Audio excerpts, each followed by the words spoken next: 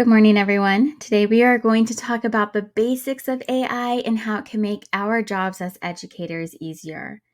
The Arizona Technology Student Standard that is reflected in our session today is Knowledge Constructor, and how we are there to help our students critically curate a variety of resources, help them research, evaluate credibility, and so on. First, we're going to talk about the basics of AI, and then in the last half, we will practice our prompt engineering skills to create those resources that will save us time. Think about it for a minute. What are some experiences, thoughts, or concerns you have about AI? You can pause this video to give yourself time to think, or just continue on. Artificial intelligence allows computers to perform tasks that normally require a human brain. There are two main types: human-trained AI and deep learning AI models. The first is human-trained. This AI can only perform tasks that it has been specifically programmed to do. Some examples include the email filtering that happens behind the scenes, and also that little AI guy looking at your browser history and creating those wonderful personalized marketing ads for you. Deep learning AI is much more powerful because it uses artificial neural networks that can learn and adapt to new situations way beyond their original programming. Examples of this could include facial recognition, fraud detection used by credit companies, and even ChatGPT and Google Bard. It is worth to note that humans still have a hard time understanding how this AI works. Not that dissimilar on how they're still learning how our own brains work. This is a very basic timeline that showcases how AI has expanded over time. In the 1950s, programmers needed to bridge the gap between machines and us, so they created NLP, natural language processing. This enabled AI to understand us and our inputs. In 2015, Elon Musk and a few other founders opened a nonprofit research lab called OpenAI, and they created a set of principles to guide its research on developing an AI to benefit all of humanity.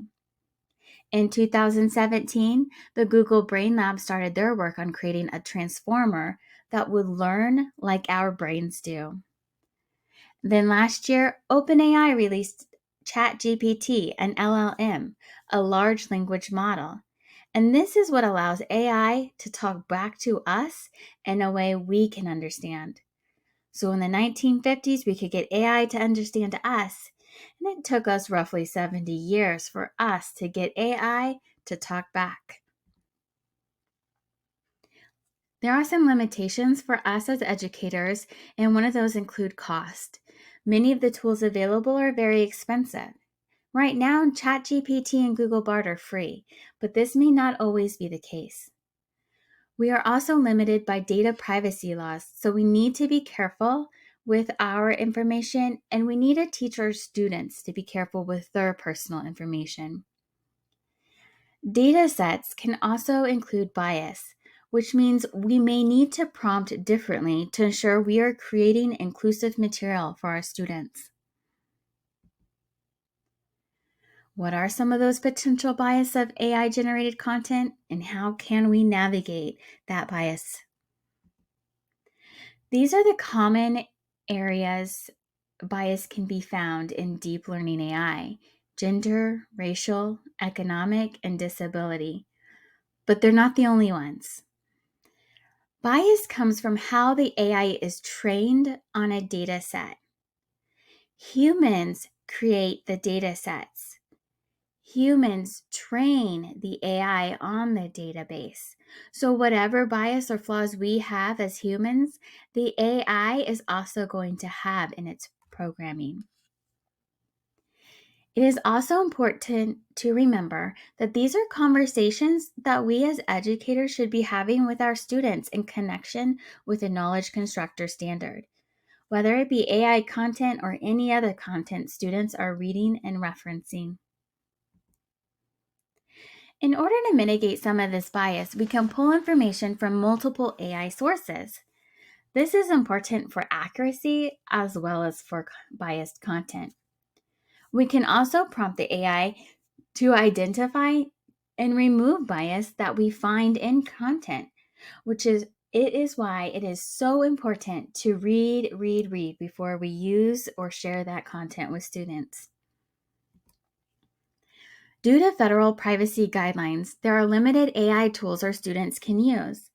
They cannot use ChatGPT or Google Bard on campus or through their district accounts, but we all know they'll find access at home. If there is a tool that is already district approved, however, that has an AI component, that is okay. For example, in the Vail School District, we have approved Canva for student and teacher use. And last year, they came out with some AI components like magic recommendations and magic presentations.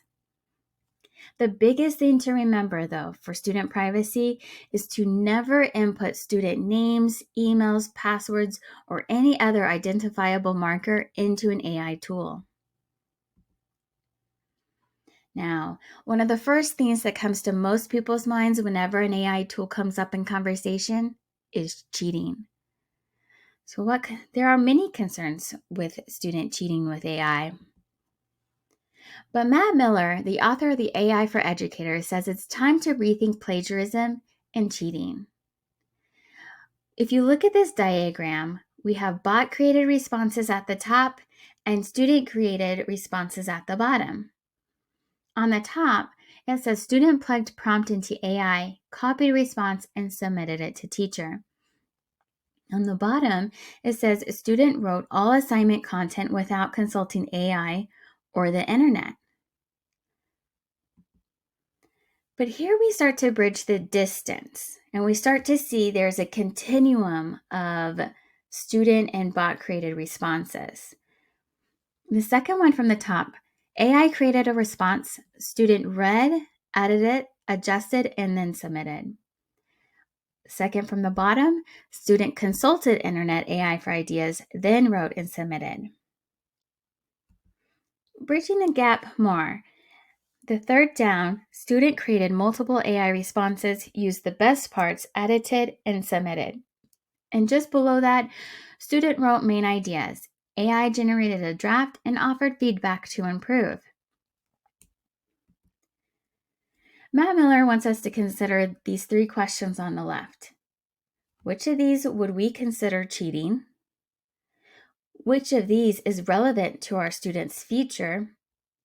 Remember, AI is not going anywhere, and when our students leave high school, companies are going to be using AI, so how can we prepare them to use it appropriately? And then the bottom one, which of these would you use in your work as an educator? Pause the video and consider these questions before moving on. Now, after looking at the continuum of plagiarism and cheating, now say you replace the word AI with a classmate. Would your opinion or perspective change if in this diagram the students are working with another student? Maybe a low-level student with a higher-level student? Would you also consider AI as a type of assistive technology?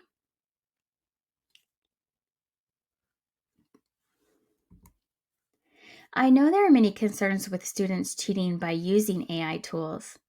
We can't hide from it, but we may need to begin adjusting the way we assess our students.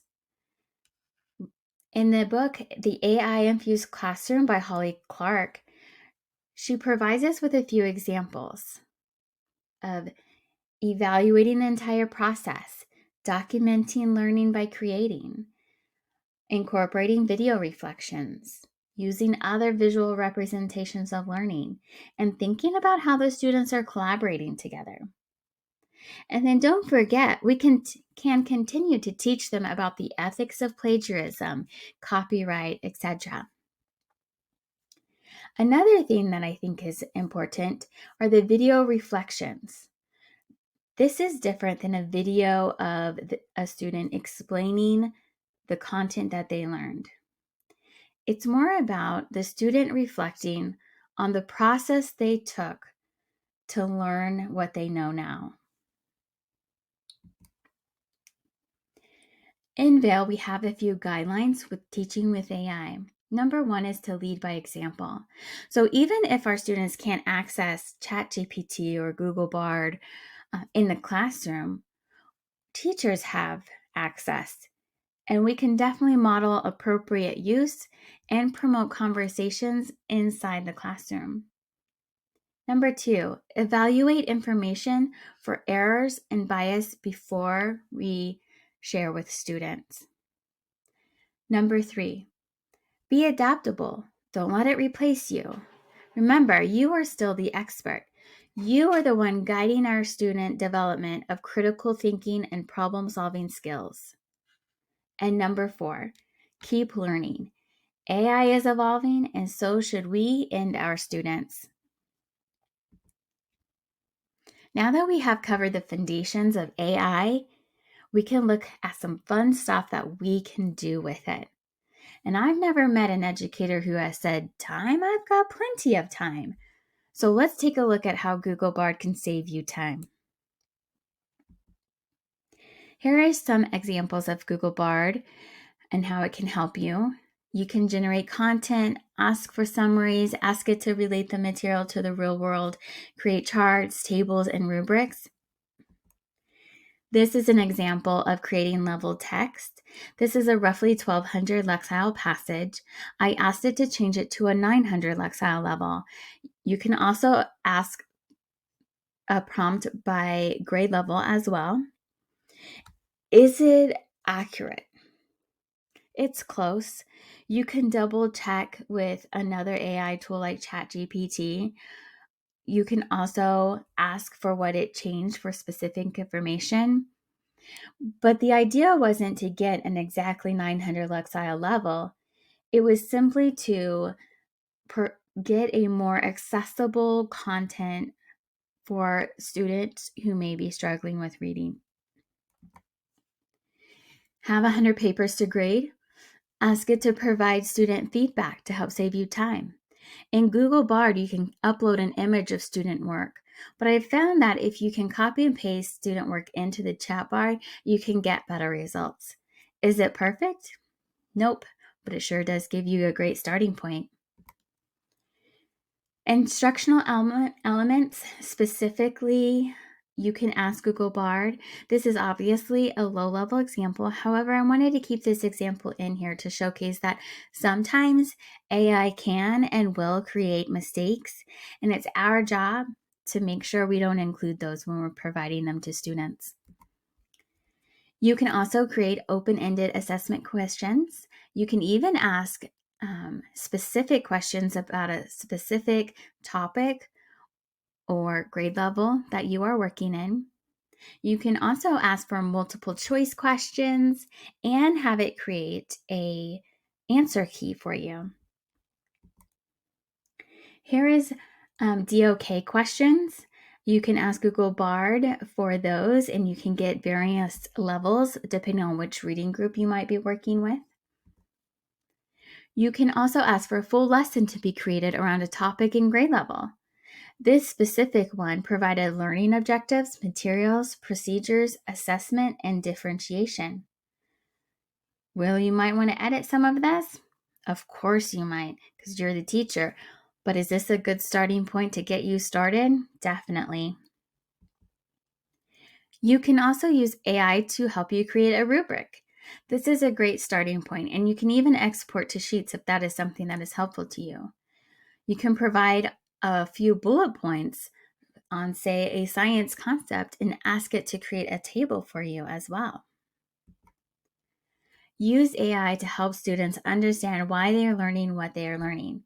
For example, my son is taking AP Calculus, but he can no longer come to me and ask me why he would ever need to know about chain rules, because now I can tell him, well, You might want to be a software developer, so chain rules can help you find errors in your program.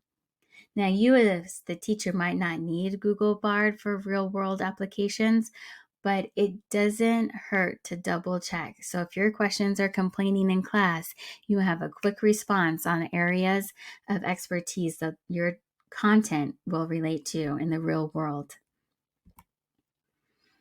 Now, here's how we get Google Bard or ChatGPT to provide us with a result. It's called prompt engineering, and it is basically how you describe the task that you want the AI to perform. The list on the left are examples of what I have used personally. My favorites include creating the level text. I also really like cite your sources. So if I ask it to create a passage on frogs for me, I can then say, cite your sources, and Google Bard will provide me a list of where it pulled that data set from. Now, this is where it can be a great conversation with our students, because if you look, I had a passage provided to me from National Geographic, and then some of that data the AI pulled from was a blog post trying to sell me something. So it's really good discussions to have about talking about information that is reliable, like a reliable source, or the purpose of writing. I also appreciated the fact that my second grade teachers could look and ask the AI to find all the pages with the word idiot on it in the book Matilda. It gave a great list of page numbers and the sentence that it was used on. On the right of this screen, Holly Clark, the author of the AI-infused classroom, gives us some more prompts. I really like the prompt that says, play devil's advocate. There's also another one that says, ignore all the previous instructions before this one. Or simulate a scenario. Now you can practice. But before we do, here are some cybersecurity reminders. Do not create accounts using Google SSO, the sign in with Google, and your work email address. You're not going to create accounts using your work email address and your work password. Instead, you may use a work email address with a unique password that is not used for any other websites. Never put information in any tool that doesn't meet high security standards. And online activities tied to a work email address can be subject to public records requests. As you think about your key takeaways from today's lessons, I want to share a few sources that I used today to create this presentation. On the left, we have AI for Educators with Matt Miller. Highly recommend reading this book. If you are a language arts teacher or an English teacher, you may want to read through the AI-infused classroom by Holly Clark. She provides a lot of information about how our writing process with our students will be changing and ideas on how to get an accurate assessment of their progress. On the right, there is an AI Padlet with various information all kind of just stuck together so that you can explore more about AI and how to use it in the classroom and considerations. So now I leave you to go explore ChatGPT or Google Bard on your own. Have fun, and I'll see you next time.